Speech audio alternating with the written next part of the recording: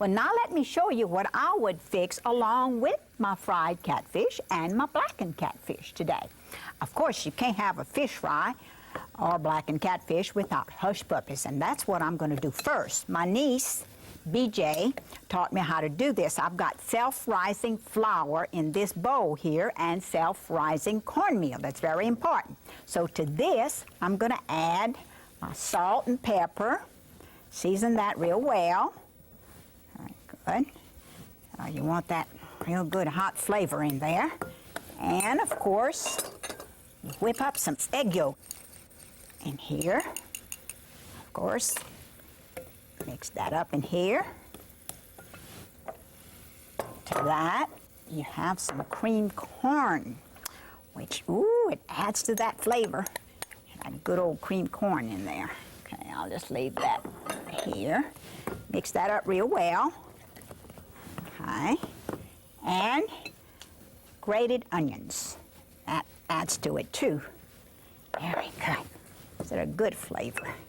Mix that up real good. And your onion tops. You have to have green onion tops. Now you can add anything you want to this because you know how that's how Cajuns cook. They just throw everything in the pot.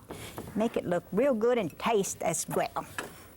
So now you see it's not quite the consistency that I needed. So I'm going to add milk today. Now you can add milk or you can add beer, whichever one you prefer. Some people rather the milk flavor and some people like the beer flavor.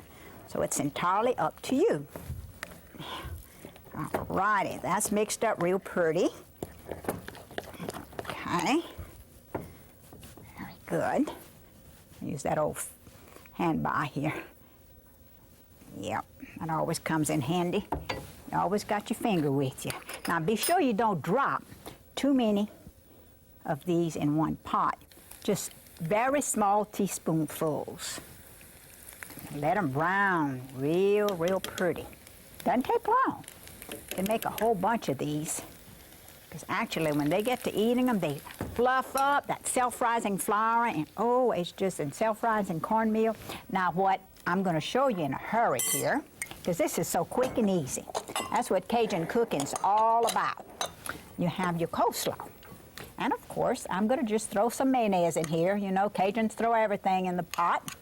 So, we're going to do that and some salt and pepper, a little dab of sugar, and some shredded carrots. That's all there's to it. Whoops, all good cooks are messy cooks. I'm sure must be good because I'm very messy. But as I remember telling you, I don't have anyone to wash my dishes. I'm just a cook. Mix all this very well.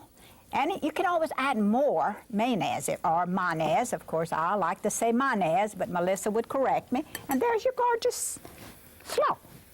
Look at your hush puppies. Ooh, they are just gorgeous.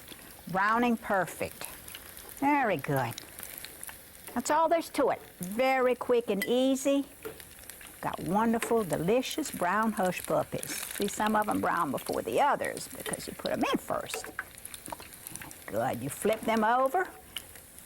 Ooh, they are so tasty. I love hush puppies, but you know, we never fried hush puppies when I was growing up. We always just had French fries, but Mama never did hush puppies. I guess we just, Cajuns didn't do those, but since I got a little older, I got to where I did this when I had fried fish instead of the French fries. See how gorgeous they are. Beautiful. Very tasty. So now I'm going to show you how I would do a wonderful dessert. I've got a fantastic cake here that is delicious. This is a carrot cake. Of course, I had carrots left over from my slaw, so I'm going to use them today. Now to this, I've got some sugar, so I'm going to whip these up here. These eggs with the sugar, okay? Whip them up real well. And this recipe comes from a very dear friend of mine, Laura Bess, from Memphis, Tennessee. And Laura Bess, or this is how a chef would whip up. Very good. Laura Bess just taught me how to do this, and it is just great. Of course, I'm going to add the oil to it. Mix that up real well. Okay. Let's see. Very good. This is when I'm going to start using my blender because it'll be so much easier, my mixer. So here we go. We're going to put this together. Now, I'm going to mix the flour stuff next. It's got to have flour. This is a little space thing. It's what I do my nutmeg in. And of course, I never use the old, the mixed already shredded and done because fresh nutmeg is wonderful. So this is what I use. Of course, about a teaspoonful of it. Here's your, okay, allspice and your cinnamon.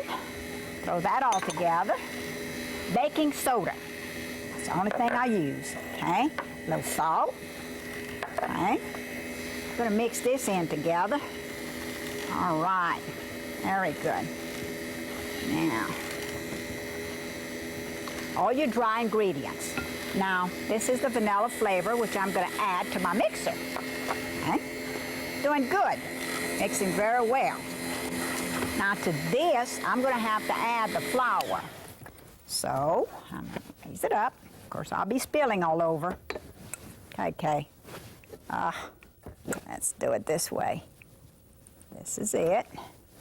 Mix your flour in there. Just throw it in. Okay. Let me get this out of the way.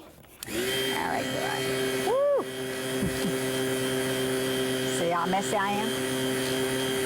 Very good. So you mix this up very well. And actually, what you need to do to this now is add your pineapple and all your other ingredients, which are raisins. I like the white raisins and the coconut. And of course, since it's a carrot cake, I think you better add some carrots to it. You mix this all very well in your blender, and then you fold in your pecans at the end. So I won't do this for you since I've got this beautiful sample here already made, Miracle of Television. Of course, I'm going to do this. I'm going to put them, all the batter, in this cake pan after I've sprayed it with some nonstick coating, and I'm going to bake it at 350 for about an hour and a half. So that finishes up your beautiful cake, which once it's all together, I'm going to ice it with this beautiful icing right here. So, of course, Catfish has become popular, naturally, not only in the state of Louisiana. I hope you've enjoyed this recipe and that they'll allow you to cook more catfish at home. Strolling along the mighty Mississippi River in Baton Rouge, Louisiana, and it is such a gorgeous view and so relaxing. And while I'm enjoying this, I want to share with you a letter from one of my fans, Miss Gloria Fettit from Harvey, Louisiana. Gloria writes, "Dear Lucy, just a note to tell you how much I enjoy your cooking show. I made your easy coconut cake for a church function, and I must tell you how much it was enjoyed. I look forward to see what you will cook on your TV show each week. I gave my daughter your cookbook for a present when she got married, and now I want one for myself. She has cooked many of your recipes and has been pleased with each one. Thanks again for such an enjoyable cooking show. Sincerely, Gloria." Thank you, Gloria, for sharing this letter with me, and thank you for watching me today.